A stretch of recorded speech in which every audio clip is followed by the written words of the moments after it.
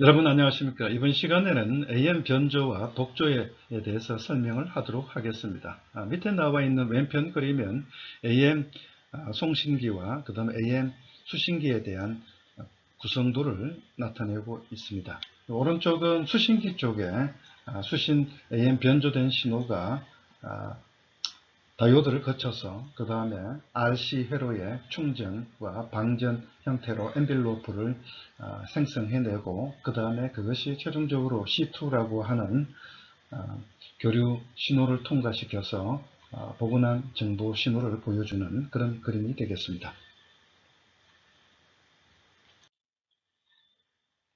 자, 이 슬라이드에서는 왼편은 AM 변조기에 대한 설명을 하고자 합니다. 저주파 정보 신호를 고주파 반송파에 실는 장치를 우리는 모듈레이터 변조기라 하고 원래 변조된 신호 파형이 우리는 MT라고 하는 이와 같은 사인 파형이라고 합시다. 그래서 변조기에다가 입력이 들어가게 되면 바로 출력이 나타나게 되는데 이때 출력을 나타나는 신호는 변조기의 발전기에서 생성된 반송파 캐리어 신호라고 하는 진폭이 AC가 되고 코사인 2파이 FC, FC가 캐리어 주파수가 반송파 주파수가 되겠어요. 그래서 입력 변조 신호 MT와 캐리어 신호 CT를 곱해서 출력 신호에 변조된 출력 신호를 우리가 시그널 AM이라고 이렇게 표기를 하도록 하겠습니다. 자, 밑에는 FM 변조 신호에 대한 형태가 되고, 정보 신호가 이와 같이 주어져 있으면 정보 신호의 값에 따라서 우리가 주파수 F1과 주파수 F2의 신호로 이렇게 두 가지 유형으로 디지털 신호나 또는 아날로그의 플러스와 마이너스 값에 대해서 주파수를 매핑하는 형태가 되겠습니다. 자, 오른쪽은 복조기가 되는데 디모듈레이터라 그러고 고주파 반송파를 제거하여 저주파 정보 신호로 내리는 과정을 우리는 바로 복조기가 하는 역할이라 보면 되겠습니다.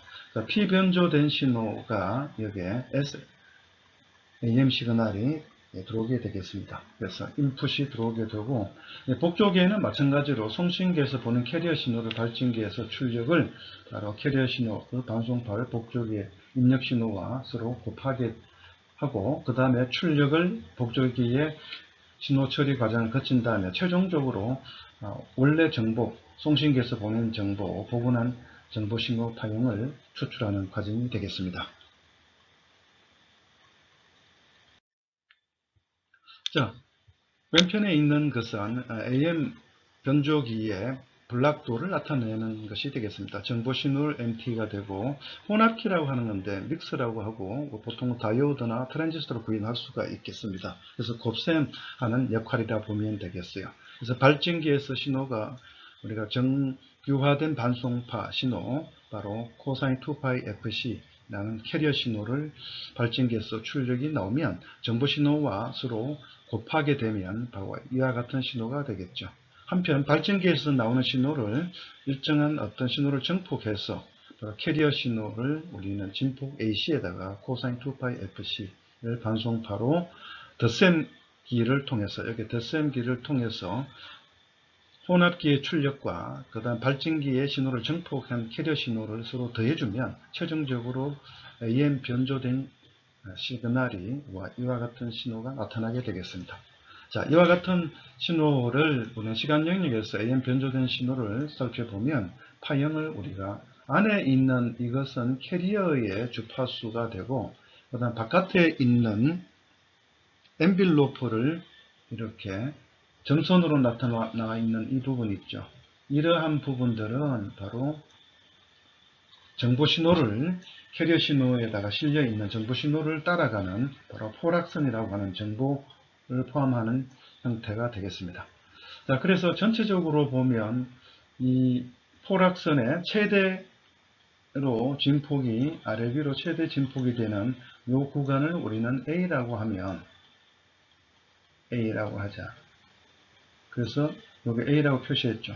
그래서 포락선의 최소가 되는 이 구간의 간격을 우리는 B라고 하면 변조지수라고 하는 AM 변조지수는 바로 맥시멈 절대치의 MT라고 하는 변조 신호의 크기를 바로 캐리어 신호의 진폭으로 나눈 것을 우리는 변조 지시로 하고, 또는 엔빌로프의 최대 피크 투 피크의 진폭을 우리 A라 하고, 그 다음 최소가 되는 피크 투 피크, 최소에 가는 진폭을 B라고 하면 이와 같은 형태로 우리가 변조 지수를 나타낼 수가 있겠습니다. 자, 그래서 트랜지스터를 이용해서 우리가 AM 송신기를 우리가 구성할 수가 있는데, 이때 트랜지스터의 동작 형태는 바로 여러분들이 트랜지스터의 베이스, NPN 트랜지스터라고 하면 이와 같은 형태로 되어 있죠. 여기가 베이스고, 여기가 이미터가 되고, 여기가 바로 콜렉터가 되겠죠. 그래서 여러분, 입력 특성 곡선은 베이스와 이미터 간의 전압을 X축을 VBE라고, Y축을 베이스로 흘러 들어가는 전류를 IB를 하자. 그러면 다이오드와 같은 형태로 설명이 될 수 있으니까, 다이오드의 스레스홀드 전압, 커팅 볼테이지 전압 이상이 되면 전류가 이렇게 지수함수적으로 이렇게 증가함을 나타낼 수 있죠. 그래서 이 곡선의 특성은 바로 여기에 나와 있는 이와 같은 수식으로 주어지게 되겠습니다. 자, 그러면 이제 콜렉터와 이미터 사이의 전압을 X축으로 하고, 콜렉터에 흐르는 전류를 IC라고 하면, 그래서 콜렉터의 VCE의 전압이 매우 작은 영역, 세츄레이션 영역에서는 바로 VCE 대 IC 커브 특성들을, 이와 같은 커브 특성들을 나타내게 되는데, 이 커브 특성의 영역이 첫 번째 요 영역과 두 번째는 밑에 나와 있는 요 영역, 세 번째는 바로 여기 나와 있는 이 영역이 되겠습니다. 그래서 네 번째는 바로 이 항복 영역이라고 하는 이 영역이 되는데, 첫 번째 영역, 콜렉터와 이미터 사이에 전압이 매우 작고 세츄레이션이 되면 커런트 IC가 바로 크게 증가하는 형태의 커브 영역이 되겠습니다. 이 영역을 우리는 포화 영역이라고 합니다. 이때 포화 영역은 IC는 베타배 IB 형태로 표시가 되겠습니다. 근데 IC가 바로 베타배 IB보다는 훨씬 적은 형태가 되겠어요. 그러나 활성 영역이 되는 이 영역에서는, 활성 영역에 대해서는 바로 IC가 베타배 IB가 되는 그런 형태로 설명할 수가 있겠죠. 그래서 밑에는, 즉 베이스에 흐르는 전류가 제로가 되게 되면 바로 트랜지스터가 오프가 되니까 차단 영역이 되겠습니다. 그럼 AM 변조기를 만드는 트랜지스터를 구성할 때, AM 변조 회로에 트랜지스터를 사용할 때는 바로 여기에 나와 있는 포화 영역의 영역을 콜렉터와 에미터 사이의 전압이 세츄레이션이 되는 이 영역에서 트랜지스터를 동작을 하면 되겠습니다. 자, 이번 슬라이드에서는 앞에서 설명했던 트랜지스터의 동작 영역이 포화 영역, 활성 영역, 활성 영역은 정폭 영역이라고 하죠.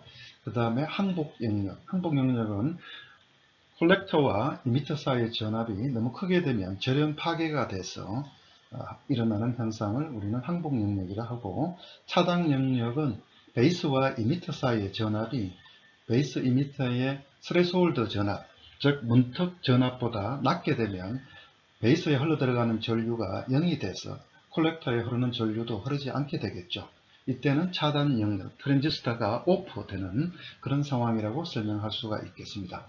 자, 여기서 보면 우리는 트랜지스터가, NPN 트랜지스터가 TR이 여기 중앙에 있습니다. 그리고 바이어스 전압은 여기 VCC라고 해주는 이 바이어스 전압이 여기 R1과 R2로, 베이스에 걸리는 전압은 바로 R2 양단에 걸리는 전압이 베이스에 공급되는 전압이라 보면 되겠어요. 그리고 콜렉터 쪽에서 보면 여기에 L하고 C가 있죠. 그래서 L은 뭐로 되어 있냐 했더니 트랜스포머, 두 번째 트랜스포머가 L로 여기에 연결이 되어 있습니다. 그러면 우리는 L하고 C가 우리는 탱커 회로라고 하고, 이것이 공진이 되는 주파수 F는 2파이 루트 LC분의 1이 되는 순간에 바로 요 양단의 임피던스가 매우 커져서 출력을 우리가 뽑아낼 수가 있겠습니다. 자, 그러면 이제 베이스 쪽에는 뭐가 있나 봤더니 반송파 입력이 있고 그 다음 메시지 신호 입력을 베이스 쪽에 연결이 되어 있습니다. 그럼 우리는 트랜지스터의 동작 영역 중에 첫 번째 포화 영역이 바로 비선형 영역이 돼서 콜렉터와 이미터 사이의 전압이 바로 콜렉터와 이미터 사이의 포화 전압보다 적게 되면 바로 우리는 비선형 영역으로 동작하는 포화 영역에 있다고 보면 되겠습니다. 그래서 AM 모듈레이터를 사용할 때는 트랜지스터의 동작 영역을 포화 영역, 즉 비선형 영역에서 동작하는 것으로 취하면 되겠습니다. 그래서 반송파는 캐리어 신호로 매우 높은 주파수로 시간에 따른 신호로 T1이라고 하는 트랜스포머에 여기에 인가가 되겠습니다. 그 트랜스포머 여기는 1차 코일이고 여기는 2차 코일이죠. 1차 코일과 2차 코일의 건선수에 따라서 2차 코일의 전압이 변화가 있긴 하지만 어쨌든 트랜스포머 T1을 통해서 베이스에 캐리어 신호가 공급이 되고 밑에 보면 MT라고 하는 것이 메시지 신호예요. 정보 신호. 정보 신호가 C1이라는 캐패시터를 통하고 베이스에 공급이 되는 형태로 되겠습니다. 그러면 이때 트랜지스터가 비선형 영역에 동작하기 때문에 우리가 두 개의 신호를 곱으로 표현할 수가 있겠죠. 이제 그렇게 해서 출력의 탱커, LC 탱커 회로에서 공진이 되는 주파수 신호가 출력으로 이렇게 변조된 신호가 나오게 되겠습니다. 자, 다시 베이스 쪽에 보면 정보 신호는 C1은 DC를 블락킹 시켜주는 여기에 바이어스 전압이 흘러 들어와서 전류가 흘러 들어와서 이쪽으로 정보 신호 쪽으로 빠져나가지 못하도록 여기에 DC 블락킹 캐패시터가 있고 C2는 바로 교류 신호에 대해서는 바이패스가 되는 바이패스 캐패시터가 되겠습니다. 그래서 DC에서는 블락킹이 되고 바이어스 전압을 잡아주는 R2로만 동작하게 되겠습니다. 자, 그리고 이미터 쪽에도 보면 R3가 있죠. R3는 바이어스 전압을 잡아주기 위한 R3 저항이고 C3는 바로 DC는 블락킹 시키고 교류 신호는 패스시키는 바이패스 캐패시터로 보면 되겠습니다. 그래서 전체적으로 트랜지스터의 동작점을 비선형 영역이 되는 즉 트랜지스터의 전압이 VCE 전압이 베이스와 콜렉터 이미터 사이의 전압 VCE 전압이 VCE 세츄레이션 전압보다 사이가 있게 되면 우리는 비선형 영역이라고 볼 수 있겠습니다. 포화 영역의 상태의 전압보다 요 사이가 있다. 콜렉터의 전압이 다시 좀 지우고 써보겠습니다. 자, 그래서 콜렉터의 전압이 VCE가 세츄레이션 전압보다 적으면 이 트랜지스터는 비선형 영역에서 동작하게 되겠어. 그래서 CT와 MT를 곱으로 나타나게 되겠습니다. 그래서 여기 나와 있는 LC 공진 회로는 탱크 회로를 하고 공진 주파수는 바로 2파이 루트 LC가 되겠죠. 2파이 루트 LC가 되는 LC의 곱으로 우리가 공진 주파수를 우리가 뽑아낼 수가 있겠습니다. 그래서 2파이 루트 LC가 1. 그래서 전체적으로 캐리어 신호와 메시지 신호가 곱셈 형태로 된 변조된 신호 파형이 여기에 출력으로 우리가 얻을 수가 있겠습니다. 자, 그래서 아까 앞에서 설명했던 AM 변조된 신호는 AM 시그널은 바로 캐리어 신호와 그다음 변조 신호와 캐리어 주파수를 곱한 형태가 혼합기의 믹스, 곱셈기와 같은 트랜지스터나 다이오드로 우리가 혼합기를 구현할 수가 있겠습니다. 발진기에서 나오는 신호, 그러면 변조된 신호가 바로 캐리어 신호를 곱해줘서 우리가 변조기의 구성도로 만들 수가 있겠죠. 그럼 이제 수신 쪽에 들어오면 직류 차단기와 그 다음에 저역 통과 필터를 통과시키면 원래 송신 쪽에서 정보 신호를 복원할 수가 있겠습니다. 그래서 밑에 나와 있는 이 구성도는 변조된 AM 시그널이 수신 쪽에 들어오게 되면 다이오드를 통과시켜서 다이오드의 커팅 볼테이지 이상이 되면 바로 여기 C1이 있어 충전이 되겠죠.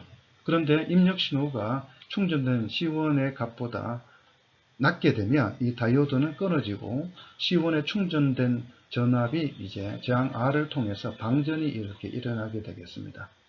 그러면 방전이 되면 C1 전압이 낮아지겠죠. 그런데 다시 인풋 신호가 C1에 방전되고 난 전압보다 인풋 신호가 크게 되면 다시 다이오드가 통과가 되고 다시 충전이 되겠죠. 그래서 전체적으로 여기에 요 양단의 전압을 우리가 디텍션 하면 이와 같은 원래 정보 신호에 이와 같은 신호를 뽑아낼 수가 있겠습니다. 그래서 C2를 DC를 블락킹하고 나면 교류 신호의 정보 신호와 이와 같은 신호를 뽑아낼 수가 있겠죠. 다이오드를 통과하게 되면 바로 여러분 다이오드의 커팅 볼테이지를 이 전압의 커팅 볼테이지를 이상이 되는 이 형태의 값을 요게 통과가 되겠습니다. 자, 그래서 AM 모듈레이션을 믹서를 가지고 AM 모듈레이션을 만들어 볼 수가 있는데, 그래서 여기에 보면 여러분들이 스키매틱으로 PSpice를 통해서 여기 곱셈 형태로 되어 있는 이 부분이 있죠. 이 부분이 우리가 멀티플라이어라고 합니다.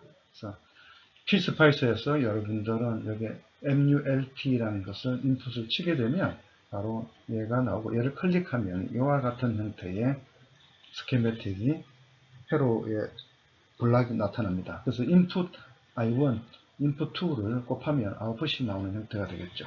그래서 input 1을 여러분들 여기 1kHz 하고, 그다음 input 2를 우리는 캐리어 주파수 100kHz, 캐리어 주파수, AM 모듈레이터의 캐리어 주파수, 얘는 AM의 정보 신호를 1kHz를 서로 멀티플라이를 해서 곱하게 되면 아웃풋을 우리가 디텍션을 해보면 되겠어요. 그래서 캐리어 신호의 전압을 디텍션하고 그다음 정보 신호를 디텍션하는 프로브를 3개를 나타내면 여러분들이 여기 창이 2개가 나타나 있는데 밑에 나와 있는 이 창은 바로 정보 신호 1kHz, 1kHz의 신호를 나타내는 거고, 밑에 나와 있는 이 붉은 부분 있죠. 이렇게 움직이는 이러한 형태의 캐리어 신호는 바로 여러분 캐리어 신호의 100kHz에 해당하는 캐리어 신호가 되겠습니다. 100kHz. 그래서 여기 신호의 디스플레이는 1ms만 디스플레이 했으니까 당연히 1kHz가 한 주기만 이렇게 들어간다는 것을 알 수가 있겠습니다. 그래서 이 2개를 곱한 것을 출력단에 바로 여기에 이 점을 우리가 출력을 R1에다가 출력을 체크를 해봤더니 여러분들 엔빌로프가 이와 같은 정보 신호에가 이와 같이 엔빌로프를 형성하고 중간에 캐리어가 들어가 있는 것을 알 수가 있겠습니다. 그래서 캐리어 신호도 1V고 그 다음에 정보 신호도 1V로 지금 된 형태가 여기에 그림을 보여주고 있죠. 자, 그래서 이제 건파 회로의 타임 컨스턴트 타워에 대해서 설명을 좀 하고자 합니다. 그래서 타워는 여기에 건파 회로, 아까 앞에서 했던 주파수는 그대로 입력 신호는 캐리어 주파수는 100kHz고 진폭을 2V라고 했습니다. 그리고 변조 신호는 1V, 진폭을 1V라고 캐리어는 주파수는 1kHz로 했습니다. 그리고 이제 하나의 사인 웨이브 형태의 변조 신호를 우리가 정보 신호로 입력할 것이 아니라 2개의 신호로 2kHz와 1kHz 정보 신호를 진폭은 1V예요. 그래서 2개를 합쳐서 여기 썸으로 나타나요. 썸은 마찬가지로 여러분들은 그 PSpice 요게 썸이라고 치면 이 부분이 나타납니다. 얘를 클릭하면 이와 같은 스키매틱 형태로 블락이 나타나죠. 인풋 2개를 합쳐서 출력을 내주는 그런 형태가 되겠습니다. 그래서 이것이 바로 덧셈을 나타냅니다. 자, 그 다음에 여기에 DC를 1V, 바이어스를 DC 전압을 걸어줬습니다. 왜 그런가 했더니 여기 나와 있는 진폭이 1V예요. 그래서 여기도 주파수 2kHz도 진폭이 1V고 또 1kHz 신호의 진폭도 1V고 혹시 이것이 서로 위상이 반전이 돼서 입력 신호가 0V가 되면 다이오드, 여기 나와 있는 다이오드를 통과할 수가 없겠죠. 그래서 여기 1V의 DC 전압을 여기다가 고려해서 넣어줬습니다. 그 다음 캐리어 신호가 여기에 멀티플라이어로 캐리어 주파수 100kHz가 캐리어가 이제 꼽혀지겠죠. 그러면 이제 이 다이오드를 통과하고 이 출력 C1, 여기 C1 1마이크로펠, R2가 1km며 여기서 출력 V0를 우리가 디텍션을 해보면 옆에 나와 있는 시뮬레이션을 나타낸 것인데 여러분들은 안에 있는 녹색으로 되어 있는 부분이 있죠. 여기 나와 있는 이 녹색은 바로 정보신호 1kHz와 2kHz를 합친 정보신호의 파형을 이런 식으로 보여주고 있습니다. 그 다음에 여기 나와 있는 요 캐리어 신호, 이것은 바로 여기 나와 있는 100kHz의 캐리어 신호가 100kHz의 캐리어 신호가 해당이 되겠습니다. 100kHz 캐리어 신호는 여기 나와 있는 이것이 100kHz가 그 다음에 이제 출력 V0는 여러분들이 여기 C1과 R1이 바로 충전과 방전 형태가 될 텐데 처음에는 다이오드에 통과된 전압이 C1이 처음에는 0이 되어 있으니까 다이오드를 통과한 전압에 따라 얘가 이렇게 따라가고 있어요. 충전을 하고 있죠. 근데 어느 정도 되고 나면 바로 다이오드에 들어오는 인풋 시그널이 충전된 전압 신호보다 낮습니다. 낮으면 이제 패스가 바로 이와 같은 방전 패스가 R하고 C가 이루어지겠죠. 방전 패스가 이렇게 되어 있습니다. 이렇게. 그리고 어느 정도 또 방전되고 나면 입력 신호가 방전 신호보다 캐패시터에 방전된 신호, 즉 차지 신호보다 입력 신호가 크면 다시 충전을 이렇게 하게 되겠죠. 충전하고 방전하는 이런 형태가 되어 있습니다. 그런데 RC가 타임 컨스탄트가 너무 크기 때문에 실제로 엔빌로프를 디텍션을 하려면 아까 앞에서 설명한 바와 같이 엔빌로프를 따라가려면 여러분들 이와 같은 형태로 엔빌로프를 따라가 줘야 되는데 따라가지를 못하고 있습니다. 그러니까 이 RC 타임 컨스탄트를 조정할 필요가 있다. 그래서 너무 크면 안 된다 이거죠. 그래서 C하고 R의 값을 타임 컨스탄트를 영향을 살펴볼 수가 있겠죠. 첫 번째 타임 컨스턴트 0.1ms, C1 0.1 마이크로페럿, R2를 1km이라 했을 때 아까 앞에서 했던 회로의 그와 같은 형태에 대해서 했습니다. 그래서 지금은 보면 요게 프루브의 요 색깔로 되어 있는 프루브 색깔이 바로 얘가 되겠어요. 어느 정도 이렇게 따라가고 있습니다. 적절하게 어느 엔빌로프를 이렇게 디텍션 해가면서 따라가고 있음을 알 수가 있습니다. 그래서 여기 보면 2V고 여기 1V잖아요. 0.5V. 그러면 다이오드의 커팅 볼테이지가 0.7V라고 하면 커팅 볼테이지 이상이 됐을 때 바로 RC의 충전과 방전 형태가 됨을 알 수가 있습니다.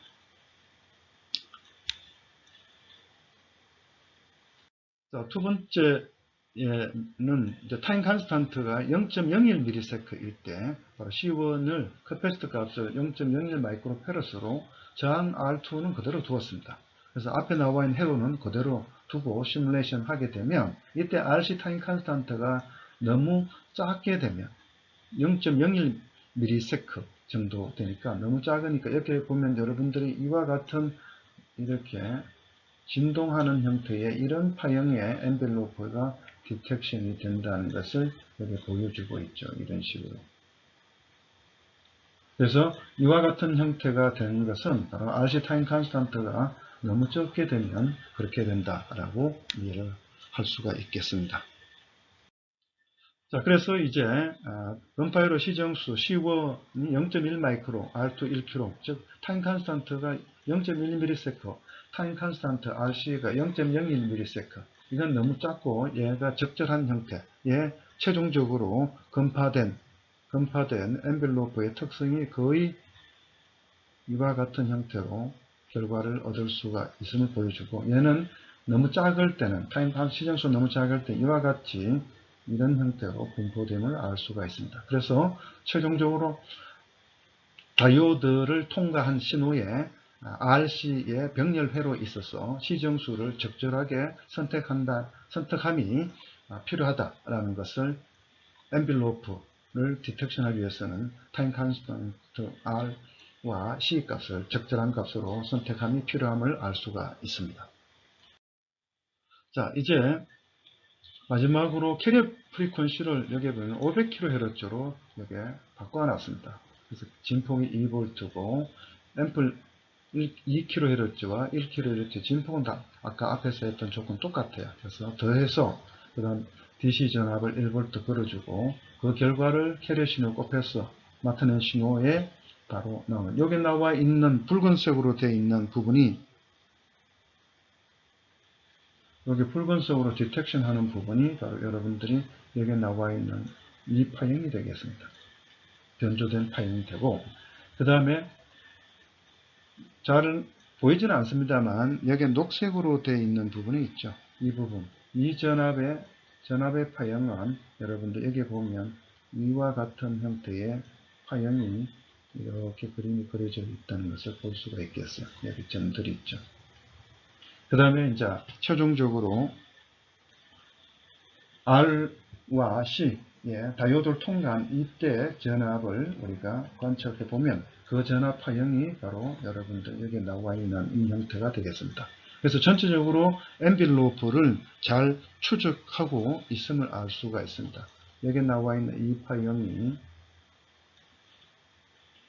변조된 신호의 파형을 이렇게 잘 따라가고 있음을 보여주고 있죠. 그래서 전체적으로는 여러분들은 멀티플라이어와 그 다음 멀티플라이어와 이용해서 AM 변조 신호를 만들고 그 다음에 복조 회로의 다이오드의 검타 회로를 피스파이스와 연결해서 출력을 우리가 관측을 해볼 수 있는 그런 형태가 되겠습니다. 네, 감사합니다.